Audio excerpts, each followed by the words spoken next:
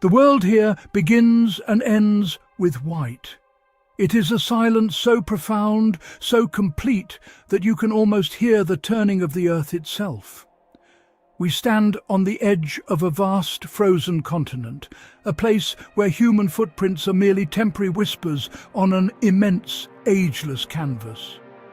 The air is sharp and clean, so cold it stings the lungs with each breath. Before us lies an endless expanse of snow, rolling over hills and valleys like a frozen ocean. There is no sound but the soft crunch of our boots on the packed snow and the distant mournful song of the wind as it sweeps across the ice fields. It is a humbling and overwhelming sight, a reminder of nature in its most raw and powerful state. In this immense emptiness, the scale of things becomes distorted. Mountains that appear close enough to touch are, in reality, a day's journey away. The sky above is a deep, unforgiving blue, a stark contrast to the brilliant white below. Time itself seems to slow down, measured not in hours or minutes, but in the slow, deliberate crawl of a glacier or the gradual shift of light across the ice.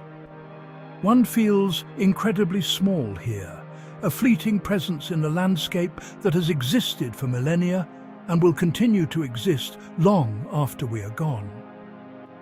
This is Greenland, a land of stark beauty and profound solitude, a place that demands respect and offers a unique perspective on our planet.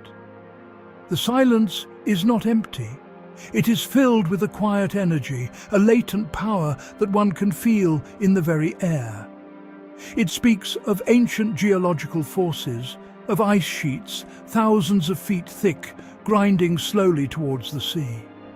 It whispers of the incredible resilience of life, of the creatures that have adapted to survive in this extreme environment.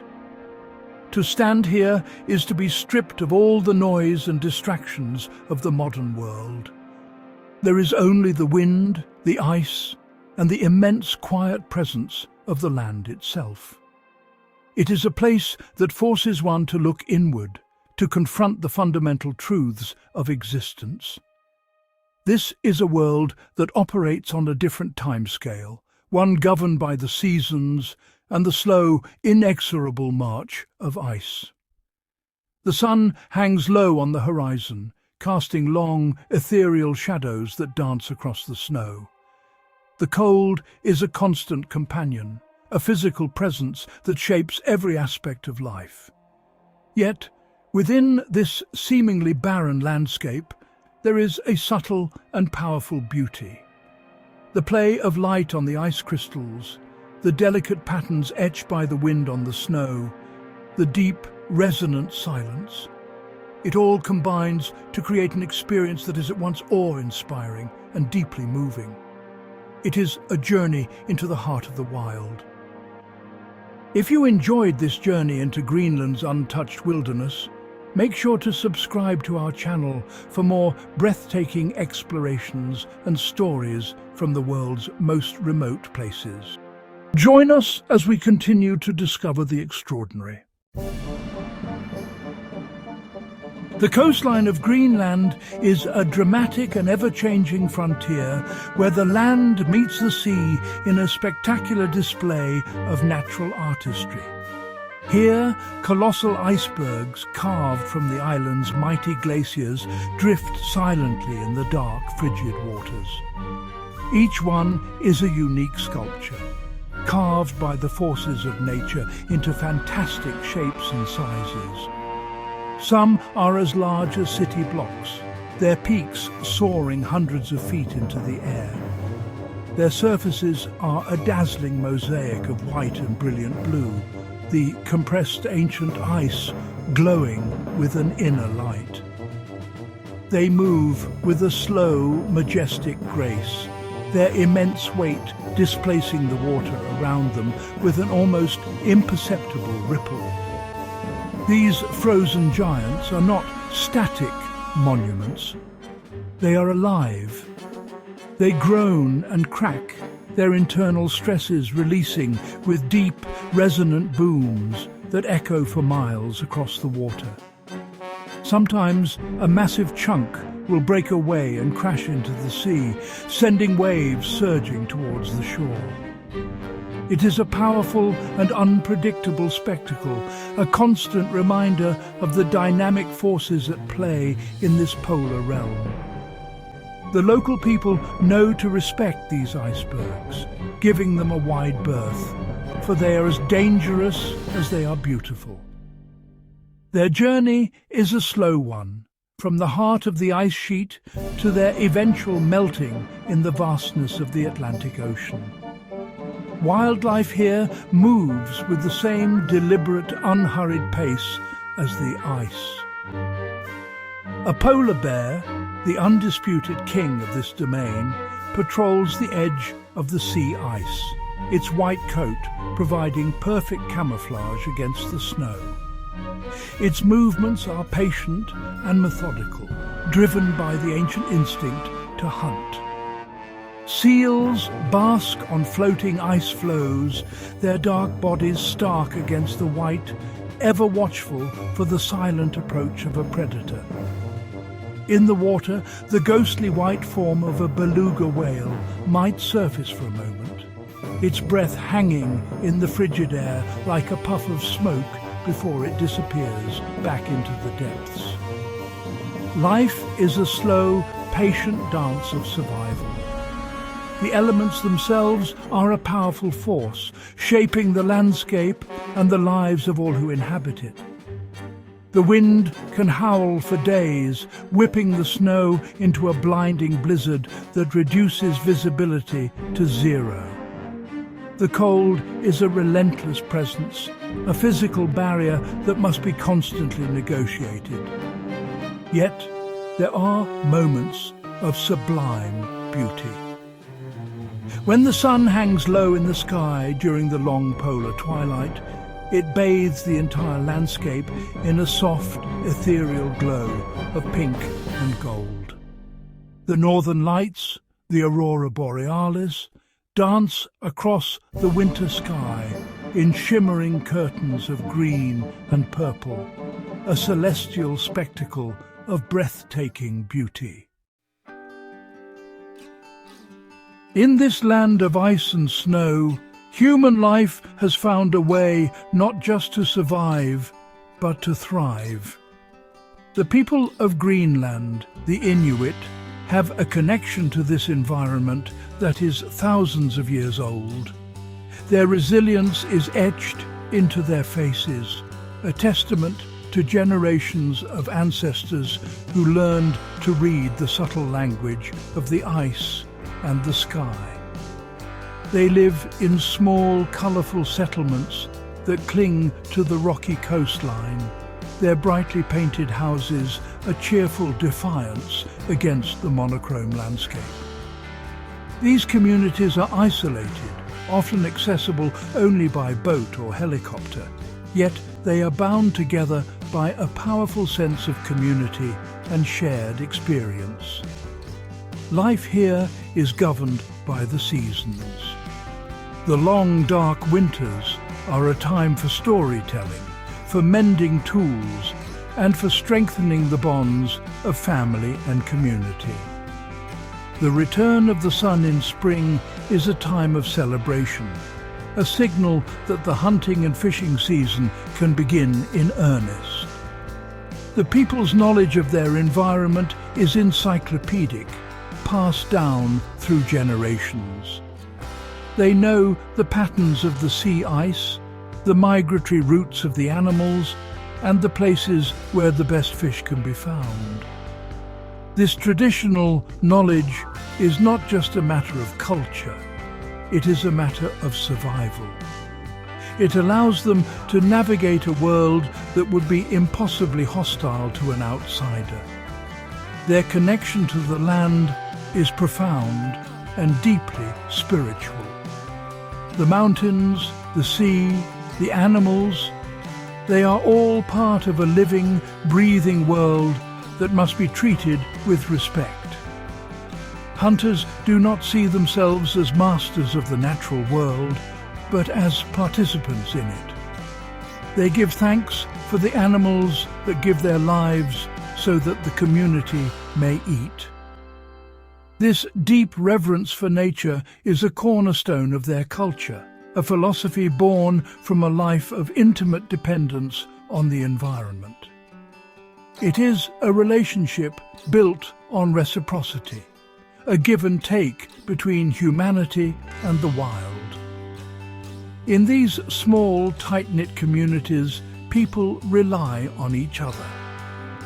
When a hunter returns with a seal or a whale, the meat is shared among the entire village, ensuring that everyone has enough to eat. This spirit of cooperation is essential for survival in a place where resources can be scarce and the margin for error is slim. Children learn from a young age the importance of community, of sharing, and of respecting their elders. It is a way of life that has sustained them for centuries, a powerful example of human adaptation and social cohesion in the face of incredible challenges. In a land where agriculture is impossible and the ground is frozen for most of the year, the diet is necessarily tied to the sea and the land. For the people of Greenland, eating raw meat is not a novelty. It is a fundamental part of their culture and a key to their survival. The practice, known as eating kala alimungit, or Greenlandic food, provides essential vitamins and nutrients that would otherwise be absent from their diet. Freshly caught seal, whale and fish are often consumed raw, their flesh providing a vital source of warmth and energy in the unforgiving cold. This is a diet born of necessity, refined over millennia into a culinary tradition. To an outsider, the idea may seem strange, but to witness it is to understand its importance. A hunter returns from the sea ice, his prize a freshly caught seal. The animal is treated with respect and its meat is quickly prepared. Slices of the dark, rich meat and nutrient-packed blubber are shared among the family. The taste is unlike anything else, intensely fresh with the flavour of the cold, clean sea. It is a taste of life itself, a direct connection to the animal and the environment that sustained it. Eating raw meat is a way of absorbing the very essence of this wild place. Every part of the animal is used, a testament to the people's resourcefulness and their respect for the life that has been taken. The blubber, or matak, in the case of a whale, is particularly prized. Eaten raw, this layer of skin and fat is chewy and rich in vitamin C, a nutrient that was historically crucial for preventing scurvy in a land devoid of fruits and vegetables. The liver of the seal is another vital source of vitamins. This diet is perfectly adapted to the Arctic environment, providing the high-energy fuel needed to withstand the extreme cold and the physical demands of a life lived on the ice. This culinary tradition is more than just a means of sustenance. It is a powerful cultural bond. Sharing a meal of raw meat is an act of community, a way of reaffirming social ties and celebrating a successful hunt. It connects the present generation to their ancestors who perfected these survival techniques over thousands of years. It is a direct and visceral link to their identity as a people of the Arctic. To understand their relationship with food is to understand their deep and intimate relationship with the natural world, a world they do not seek to conquer, but to live in harmony with. The sensory experience of Greenland is overwhelming. It is a world of intense and subtle sensations, a place that engages all the senses. The colours are the first thing one notices. The impossible blues hidden in the depths of a glacier, the brilliant white of the snow that seems to absorb all sound, and the soft pastel hues of the sky at dawn and dusk. These are not the colours of a gentle landscape. They are the colours of raw, elemental power. They paint a picture of a world that is both beautiful and unforgiving, a place of stark and breathtaking contrasts. The sounds, or lack thereof, are just as powerful. In the vast interior, the silence is a physical presence. It is a silence so deep that it seems to have weight and substance. But it is never truly empty. Listen closely and you will hear the faint whisper of the wind as it sculpts the snow into delicate drifts. You might hear the distant percussive crack of a glacier as it shifts under its own immense weight. Near the coast, the soundscape is richer. The gentle lapping of water against ice, the cry of a seabird, and the deep, resonant groan of an iceberg as it turns in the sea. The feeling of the air is unforgettable. It is so cold and dry that it feels sharp against the skin, a constant reminder of the power of the elements. A deep breath feels like inhaling tiny needles of ice. The crunch of boots on dry, cold snow is a satisfying, rhythmic sound that becomes the soundtrack to any journey on foot. There is a sense of purity in the air, a cleanliness that is found in few other places on Earth. It is the feeling of a world untouched by pollution, a world that is still fundamentally wild and untamed. And then there are the emotions that this place evokes. There is a sense of awe, of being in the presence of something vast and ancient. There is a feeling of humility, a recognition of one's own smallness in the face of such immense natural power. But there is also a sense of peace, a deep and profound tranquility that comes from being so far removed from the noise and chaos of modern life. Greenland is a place that challenges you, that pushes you to your limits, but it also offers a rare and precious gift, the opportunity to connect with the natural world in a way that is both powerful and deeply moving. To leave Greenland is to carry a piece of its vast silence with you. It is a place that leaves an indelible mark on the soul. The lessons it teaches are not found in books or lectures, but are absorbed through the skin, breathed in with the frigid air, and understood through the quiet observation of a world that moves at its own, unhurried pace. The most profound lesson, perhaps, is the value of stillness. In a world that is constantly accelerating, Greenland is a powerful reminder of the importance of slowing down, of listening, and of simply being present in the moment. The resilience of the Greenlandic people offers another powerful lesson. Their ability to thrive in such a challenging environment is a testament to the power of adaptation, community, and a deep, respectful connection to the natural world. They have not sought to dominate their environment, but to live within its rhythms, to understand its language, and to honor its gifts. Their way of life is a powerful counterpoint to the modern world's relentless pursuit of growth and consumption. It suggests that there is another way to live, one based on balance, respect, and a recognition of our dependence on the planet that sustains us. In the end, Greenland is a mirror.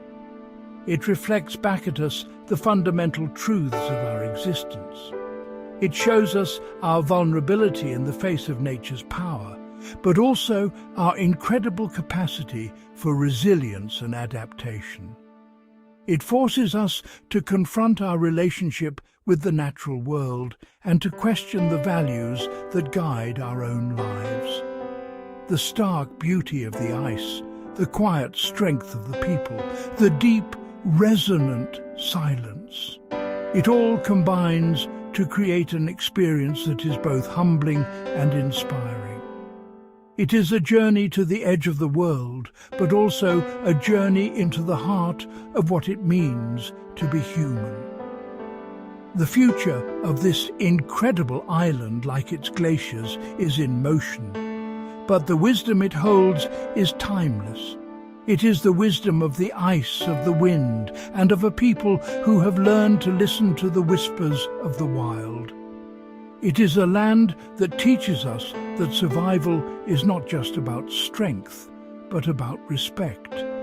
Not just about taking, but about giving back. It shows us that in the great white silence there are profound truths to be found, if only we have the patience and the humility to listen. The world has much to learn from this kingdom of ice and light.